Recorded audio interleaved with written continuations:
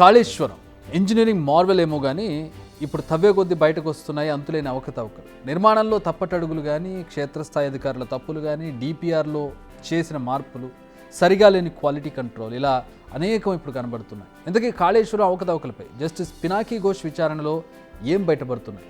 Final report ఎప్పుడు రాబోతోంది? మేడిగడ్డ ఓ మేడిపండని ఇప్పటికే తేలిపోయింది. సుందిళ్ళ, అన్నారం బరాజుల్లో అనేక డౌట్స్ ఉన్నాయి.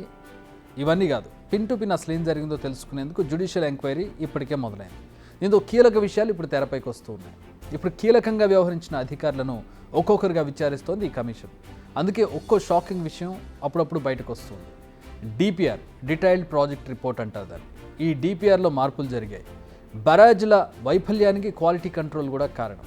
బరాజుల నిర్మాణం జరిగిన 4 ఏళ్లలో కేవలం ఒక్కసారి మాత్రమే ఈ తనిఖీలు చేశారు. క్వాలిటీ కంట్రోల్ అంటే ఎంత క్వాలిటీగా కడుతూ ఉన్నారు, ఎలా స్ట్రక్చర్ ఎలా నిర్మితం అవుతుంది, యాజ్ పర్ ప్లాన్ వెళ్తుందా, ఈ మిశ్రమాలన్నీ కూడా కరెక్ట్గా ఉన్నాయా లేదా, సిమెంట్ కానీ కాంక్రీట్ కానీ ఇతర అంశాలన్నీ కూడా టెక్నికల్ ఎలిమెంట్స్ అన్నీ పర్యవేక్షణ చేయాలి, సూపర్వైజింగ్ చేయాలి, క్వాలిటీ కంట్రోల్ చేయాలి. అది జరగలేదు సరిగ్గా.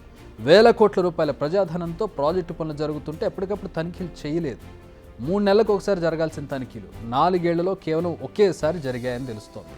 2020లో బరాజుల నిర్మాణం పూర్తయితే 2019లో కంప్లీషన్ సర్టిఫికేట్ ఇవ్వడం, ఇలా చేయాల్సిందంతా చేశారు మాజీ ఎన్సీ మురళీధర్. అంతేకాదు 2019 నవంబర్ వరదల అనంతరం గేట్లు మూసినప్పుడు ఈ లోపాలు బయటపడ్డాయి. బట్ సరైన చర్యలు తీసుకోలేదని ఆయన అంగీకరించారు. ఇక మాజీ సిఈ, సిడిఓ నరేందర్ రెడ్డి కూడా కమిషన్ ముందు హాజరై మరికొన్ని సంచలన విషయాలు కక్కారు. ఆయనకు కమిషన్ ప్రశ్నల వర్షం కురిపించింది. అయితే చాలా ప్రశ్నలకు ఆయన సమాధానాలు చెప్పలేదు. బట్ చెప్పిన కొన్ని సమాధానాలు వింటే మాత్రం షాకింగ్గా ఉన్నాయి. ఎందుకంటే డిజైన్లు, డ్రాయింగ్స్ విషయంలో ప్రభుత్వానికి ఫైనల్ అప్రూవల్ చేసే ముందు సంతకం చేయలేదు. మాజీ ముఖ్యమంత్రి కేసీఆర్, మాజీ మంత్రి హరీష్ రావు ఉన్నతాధికారులు ఒత్తిడి చేయడం వల్లే డిజైన్స్ అప్రూవల్ ఫైల్స్పై సంతకాలు చేశాను. కేవలం లొకేషన్స్ ఆధారంగా డిజైన్స్, డ్రాయింగ్స్ ఏర్పాటయ్యాయి. ప్రతి డిజైన్లో సిడివితో పాటు ఎల్ఎన్టీ సంస్థ పాల్గొంది. నన్ను ఎలాంటి మీటింగులకు, సమావేశాలకు పిలవలేదు. ఇవి ఆయన చెప్పిన సమాధానం.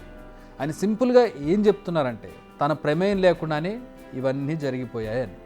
మీటింగులకు పిలవలేదంటే అర్థం అదే కదా. అప్పటి ప్రభుత్వ పెద్దలు ఎక్కడ సంతకం పెట్టమంటే అక్కడ సంతకం పెట్టానని ఆయన చెప్తున్నారు. ఇవే కాదు, మరికొన్ని ప్రశ్నలు, వాటి సమాధానాలు చూద్దాం. డిజైన్స్, డ్రాయింగ్స్ అనుమతి విషయం నిబంధనలు ఎందుకు పాటించలేదు అనే ప్రశ్నకి అప్పటి ప్రభుత్వ పెద్దల ఒత్తిడి వల్ల గుడ్డిగా సంతకాలు చేశారని సమాధానం చెప్పారు. ప్రాజెక్ట్ నిర్మాణానికి చర్చల్లో ఎందుకు పాల్గొనలేదని అడిగితే లేదు, నన్ను ఎవరు పిలవలేదని సమాధానం చెప్పారు. డిపిఆర్కి, గ్రౌండ్లో కన్స్ట్రక్షన్కి తేడాలు కనిపిస్తున్నాయి, అందులో నిజమెంత అనే ప్రశ్నకి అప్రూవల్ విషయంలో ఒత్తిడి ఉన్నది, అందుకే హడావిడిగా అప్రూవ్ చేశాం అని ఆయన సమాధానం చెప్పారు. తప్పిదాలు ఎందుకు జరిగాయి? ఆన్సర్, ప్రభుత్వం ఒత్తిడి, అధికారుల నిర్లక్ష్యం వల్ల తప్పిదాలు జరిగాయి. వర్షాకాలానికి ముందు పాటించాల్సిన నిబంధనలు ఎందుకు పాటించలేదు, దీనికి కారణం ఎవరు? ఇది క్వశ్చన్. అధికారులు, సదరు కాంట్రాక్ట్ సంస్థ బరాజ్ గేట్ల ఆపరేషన్ సరిగా చేయలేదు, దీనికి ఎవరు కారణం? అధికారులు, కాంట్రాక్ట్ సంస్థ. క్వాలిటీ కంట్రోల్ ఎందుకు చెక్ చేయలేదు? పై అధికారుల ఒత్తిడి వల్ల. ఇవి ఆ ఇద్దరు అధికారులు లేటెస్ట్గా చెప్పిన విషయాలు కమిషన్ ముందు. ఇంతకుముందు అనేక మందిని కమిషన్ విచారించింది. వారు చెప్పిన వివరాలను కూడా రికార్డ్ చేసుకుంది. ఓవరాల్గా చూస్తే పనులు పూర్తి కాకముందే బిల్లులు చెల్లించారు, సర్టిఫికెట్లు అందజేశారు, డిపిఆర్లు మార్పులు చేశారు, ఒత్తిడి చేసి సంతకాలు పెట్టించారు, నాణ్యతా ప్రమాణాలను పట్టించుకోలేదు, సూపర్విజన్ చేయలేదు, సమస్యలను సరి చేయలేదు, పాటించాల్సిన నియమాలను పాటించలేదు. ఇవన్నీ చేసింది ఎవరో ఏంటో మేము ప్రత్యేకంగా చెప్పక్కర్లేదనుకుంటా. ప్రస్తుతం జస్టిస్ ఘోష్ స్పీడ్ చూస్తుంటే త్వరలోనే అన్ని విషయాలు తెరపైకి వచ్చే అవకాశం కనిపిస్తోంది. ఫైనల్ రిపోర్ట్ వస్తే కాళేశ్వరం ప్రాజెక్ట్ అసలు గుట్టు రట్టుగానుంది. బాధ్యులు ఎవరో కూడా తేలిపోతుంది. బిగ్ టీవీ అవుట్లుక్ కథనాలు నచ్చితే వెంటనే బిగ్ టీవీ ఛానల్ ను సబ్స్క్రైబ్ చేయండి.